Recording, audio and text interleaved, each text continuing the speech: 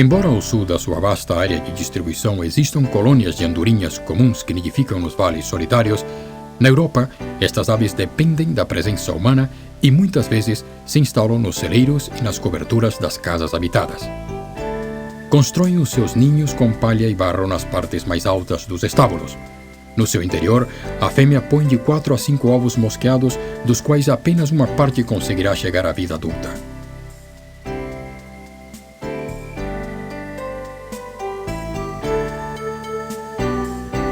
Os filhotes crescem rapidamente.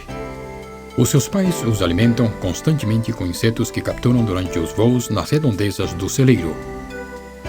O macho e a fêmea realizam dezenas de voos diários em busca de alimento, de modo que as andorinhas acabam sendo benéficas para os fazendeiros.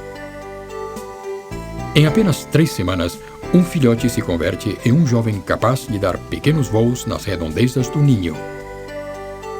Os filhotes de andorinha são alimentados durante alguns dias, inclusive fora do ninho. Mas esta comodidade não durará muito tempo. Logo, os adultos deixarão de cuidar deles para se dedicar a uma nova reprodução, podendo utilizar o mesmo ninho. É frequente que várias famílias convivam em um mesmo estábulo, de forma que, enquanto alguns filhotes acabam de sair dos ovos, outros já estão praticando o voo. No final do verão, todos devem ser capazes de voar com perfeição. A sua primeira grande aventura está se aproximando. No outono, adultos e jovens de todas as famílias da região se reúnem em grandes bandos para migrarem por milhares de quilômetros. As andorinhas passarão o inverno na África, mas retornarão pontualmente na primavera para iniciar uma nova fase reprodutiva.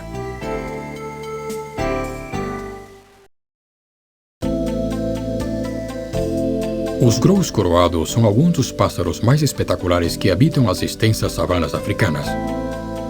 O penacho dourado de plumas que coroa sua cabeça faz deles uma espécie inconfundível, inclusive para os leigos. Estas aves costumam formar casais, mesmo fora do período de reprodução. A vantagem deste comportamento é que, enquanto um indivíduo está buscando alimento, o outro pode vigiar a região para poder levantar voo em caso de perigo. Todas as espécies de grous passam várias horas por dia alimentando-se. O macho e a fêmea resolvem a vegetação com as patas para capturar insetos e outros pequenos animais que são a base da sua dieta. Geralmente, as suas presas são muito pequenas e, portanto, precisam ingerir uma grande quantidade de alimento para suprir as suas necessidades diárias. Durante o período de reprodução, o macho e a fêmea de pintacilgo se protegem mutuamente para demonstrar o seu interesse pela continuidade do casal. Ambos alimentam os filhotes. O ninho é uma construção delicada em forma de concha instalada em uma altura baixa, muitas vezes em jardins e sebes de zonas habitadas. Inicialmente, o alimento dos filhotes de pintacilgo é constituído principalmente de insetos, mas depois ele se torna herbívoro, alimentando-se basicamente de sementes e grãos. A combinação das cores vistosas e do canto agradável fez do pintacilgo uma ave cobiçada para o cativeiro, embora nenhuma ave criada em cativeiro consiga ter o mesmo esplendor das que vivem em liberdade na natureza. Os pintacilgos não temem o homem e por isso são facilmente capturados.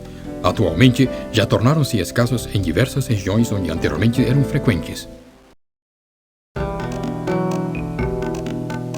Depois do período de reprodução, os machos de pato colorido abandonam as suas fêmeas e se dirigem às zonas de muda. Ao contrário da maioria das aves, os patos mudam em poucos dias todas as penas remiges das asas, tornando-se incapacitados para o voo durante algumas semanas.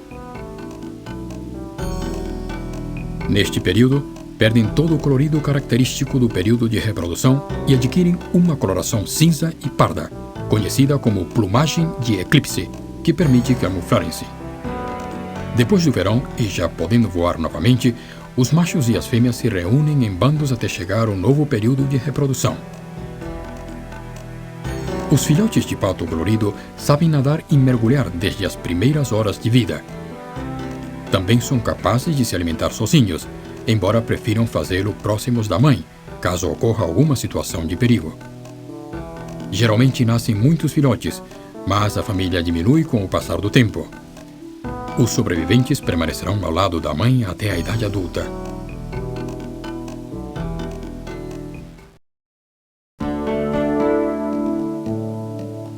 Os pelicanos utilizam o seu bico especializado para capturar os peixes que constituem a base da sua dieta. No entanto, algumas espécies mudaram aos poucos os seus hábitos e preferem se aproximar das populações humanas em busca de alimento mais fácil. O pelicano alcatraz é um bom exemplo.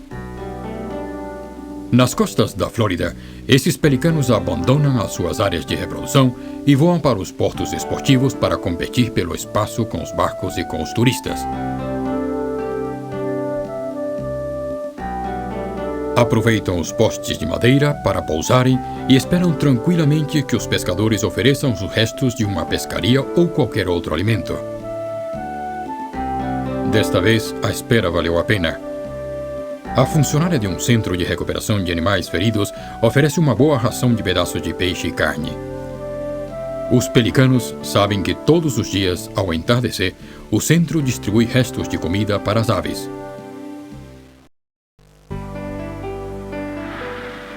O espetáculo de um grupo de abutres devorando uma carniça só se completa com a chegada dos quebra-ossos.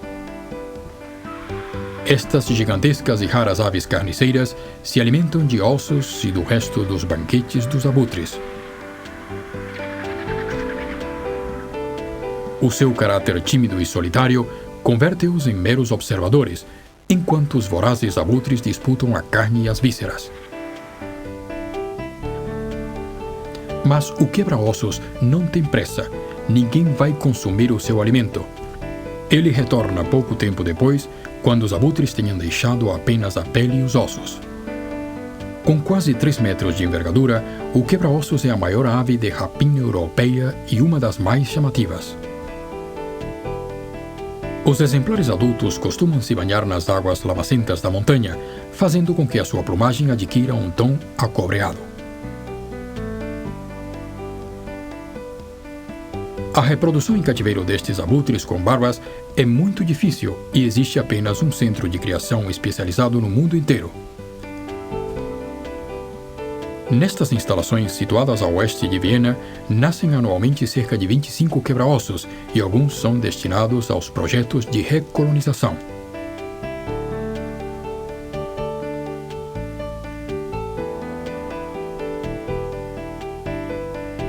O grande refúgio do quebra-ossos na Europa são os Pirineus, onde sobrevivem os únicos exemplares ibéricos. No entanto, a criação em cativeiro está conseguindo fazer com que estas aves retornem às grandes cordilheiras centro-europeias, onde estavam extintas. Os cientistas marcam as asas dos quebra-ossos antes de deixá-los livres em um antigo ninho.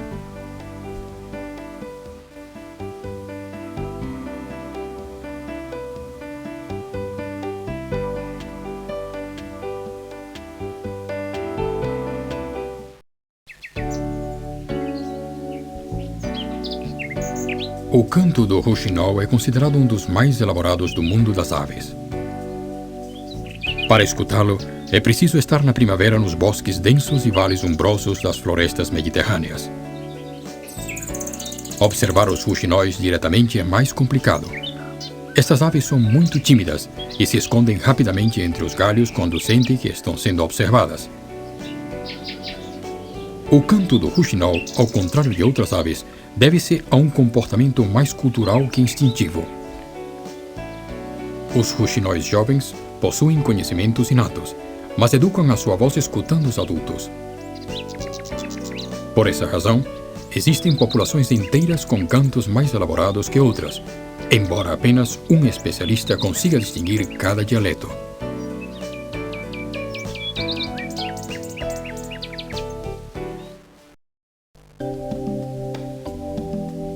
Os tucanos constituem uma peculiar família de aves formada por 5 gêneros e cerca de 40 espécies, sendo incluída na mesma ordem que os pica-paus. Estas aves, que habitam as florestas tropicais e subtropicais da América Central e do Sul, caracterizam-se pelas suas cores vivas e pelos seus bicos enormes, que constituem uma ferramenta fundamental para a sua vida cotidiana. Os tucanos são frugívoros, embora algumas espécies consumam alimento de origem animal. O seu bico, provido de câmaras de ar, serve para procurar comida e também para defender o seu território, com tanta eficiência que poucas aves os enfrentam. Os tucanos vivem nas árvores. Evitam descer ao solo da floresta, chegando inclusive a aproveitar a água acumulada nas grandes folhas e nas flores das copas das árvores para se banhar.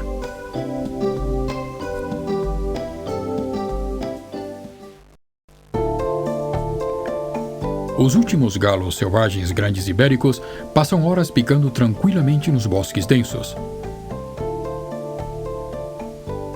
Alimentam-se de folhas, bagas e pequenos insetos.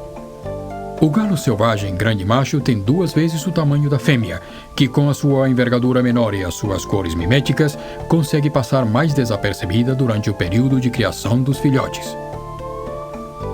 O macho e a fêmea vivem solitários durante o ano inteiro. Apenas no período de reprodução, no início da primavera, os machos abandonam seus hábitos recatados e chamam as fêmeas com cantos nupciais emocionados. Durante anos, os caçadores aproveitarão estes momentos de excitação sexual dos machos para se aproximar deles e matá-los a tiros. No entanto, atualmente o principal problema dos magníficos galos selvagens grandes é a destruição dos bosques onde vivem.